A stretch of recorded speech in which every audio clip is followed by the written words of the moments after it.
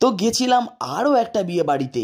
তো সেখানে গিয়ে আমি কেমন মজা করলাম, আর নতুন বউয়ের সাথে কেন ভ্লগ বানালাম, আর তার সঙ্গে সঙ্গে কত ভালো ভালো খাবার খেলাম, আর সেখানে গিয়ে কি ফটোগ্রাফি শিখলাম, দেখতে থাকো গোটা ভিডিওটাতে। বাড়ির পাশেই বিয়ে বাড়ি, তাই প্রথমে একটা হুডি গলিয়ে চলে গেছিলাম বিয়ে বাড়িটা দেখতে।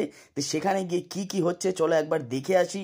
তো প্রথমে গিয়ে দেখতে পেলাম একজন ওয়েডিং ফটোগ্রাফার একটা ক্লিক নেওয়ার জন্য কত কষ্ট করছে। প্রথমে আমি ভাবতাম এদের কাজটা খুব সহজ, কিন্তু তারপর বুঝলাম না, বিয়ে করাও যেমন চাপের, ফটোগ্রাফি করাটাও তেমনই চাপের।